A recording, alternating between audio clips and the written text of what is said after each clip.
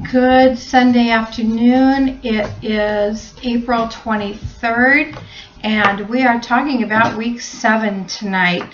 So one more week together after this, and you will have your first course under your belt. Just a few notes. I've been reading through discussion boards this week, and most of you are now putting in your citations within the text of your discussion board, as well as notating a reference entry at the end of your discussion board. So that is exactly what we want you to practice, are both the in-text citation and a reference page entry, even though for most weeks it's out of your textbook and it does seem a little redundant. This week we're going to be talking about assessment.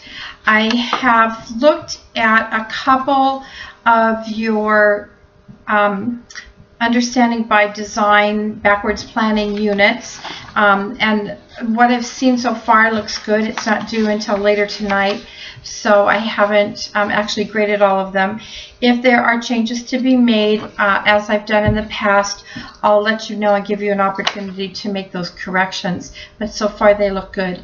Remember, we want to keep everything on one document, one template, so that you don't have multiple templates for each piece of this assignment.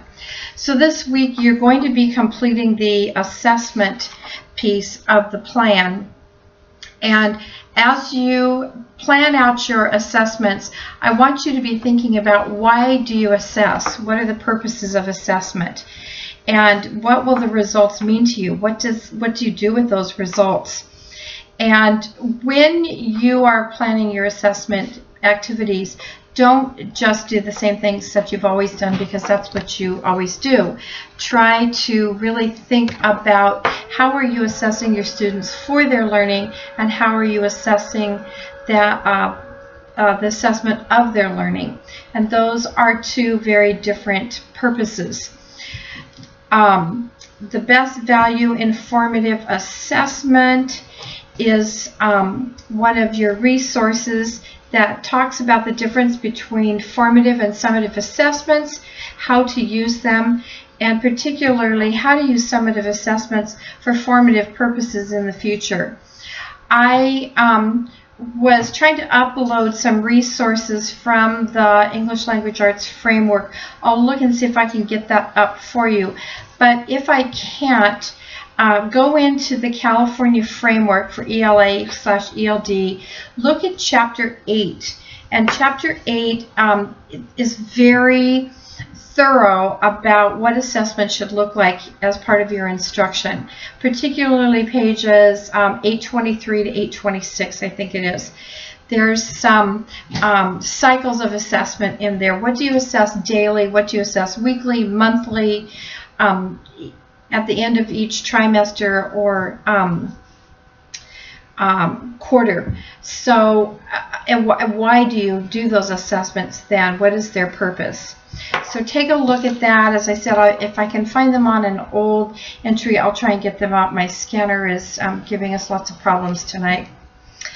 All right, so for this week, your discussion board question talks about multimedia staff development opportunity on 21st Learning. And your directions are to put together a very mini, multimedia presentation that could serve as a staff development opportunity. The hypothetical situation is that your principal has asked you to take a few minutes during a staff meeting to educate and encourage your colleagues on the importance of understanding and utilizing 21st century teaching methods. Some suggestions are to use Google Slides, a Prezi, a Powtoon, or any other multimedia tool of your choice. This does not need to be lengthy. Consider that your principal has only given you a few minutes on the agenda. So we want you to have fun with this, and to consider the need to both educate your colleagues and to encourage them. You will post your presentation as a link, making sure that you set the properties for anyone with this link can view. before you submit it. Otherwise, none of us will be able to access it. You also have for this week a resource, Education and the Role of the Educator in the Future. There are 10 subtopics on here that you might want to take a look at and focus on a couple of them. How to customize learning for the learner. Learning being both physical and virtual. Learning is nonlinear. Learning with thinking machines. That kind of piques my curiosity. Learning is focused on multimedia. Learning is collaborative. Learning is whole mind. Learning is based on discovery. Learning is problem-based. And finally, learning is holistic. So that might be an interesting resource for you to comment on and use for your presentation. There is also uploaded a 1 minute and 16 second Milton Chin video that talks about the teacher as the coach and facilitator. There is a TED Talk, about a 20-minute TED Talk from Conrad Wolfram, and that one is about math instruction. Then again, we have another TED Talk from Sir Kenneth Robinson. You heard him in your first week that you looked at the resources online. This is a 20-minute TED Talk on bringing on the learning revolution and having a revolution in education. This might also be a piece that will help you formulate your ideas for your mini staff development. And then lastly, 21st Century Skills Education and Competitiveness. This is a 19-page guide put out by the Partnership for 21st Century Skills. And page 10 of this guide has a list of what we need to do now. So again, another resource that might help you with that discussion board activity. Also, your assignment this week is to present your unit assessment plan. This is stage 2 of your template, and there's two places in here for you to record. One is your overall performance task or your summative assessment. I would encourage you to make it something other than a pencil paper test, because we kind of want to move into 21st century skills and looking at how to assess our students in a more real-world kind of situation. So whether this is a project or some kind of a paper that students write, give us some thought.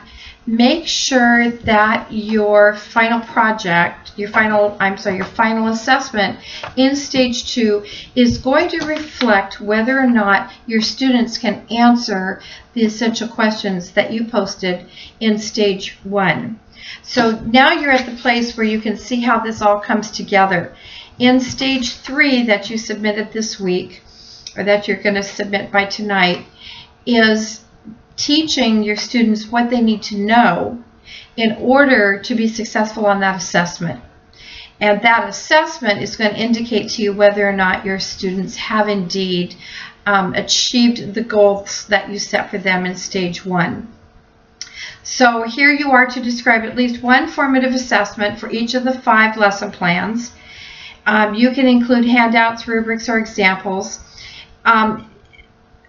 There's a couple of ways to do this. Normally, that is included in your lesson plan, but to make it easier for me to see where everything is, if you will just include a formative assessment on that stage 2 for each of your lessons, that would help me see that.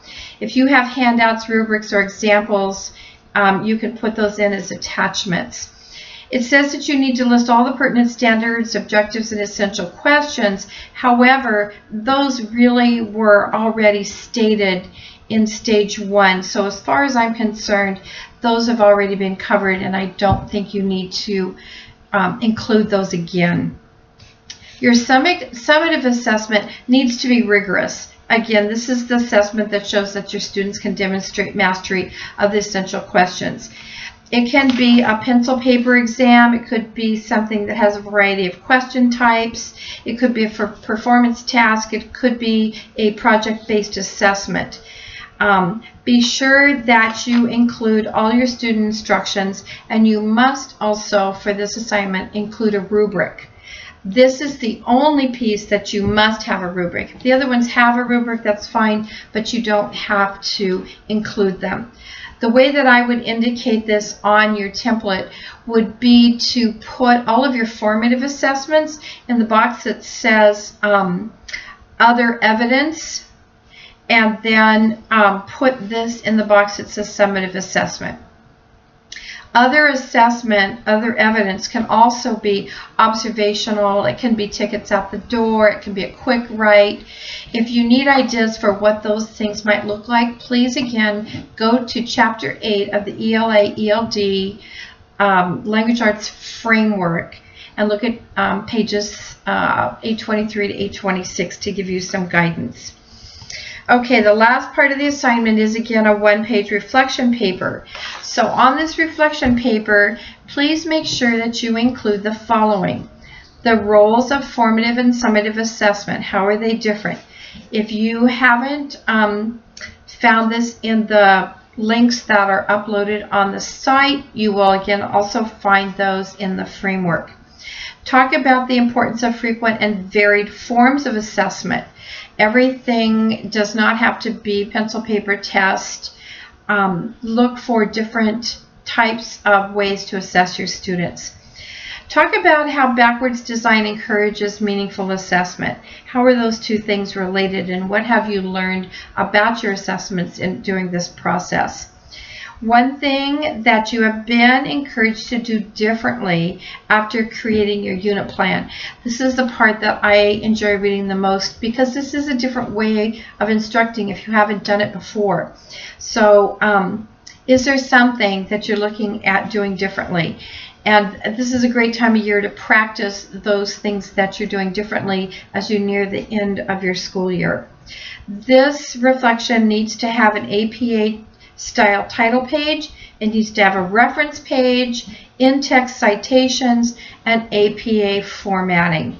So even though it's a one-page reflection, please include those so that you'll have full credit on the rubric. Okay, I think that's about it for week 7. I hope things are going well for all of you. I've heard from a few of you this week. If you have any other questions or comments, I always like to end the week by saying I'm always here for you. Give me a call or shoot me an email. Otherwise, I hope you're enjoying this beautiful spring weather that we're having, and I hope that this week goes well for you.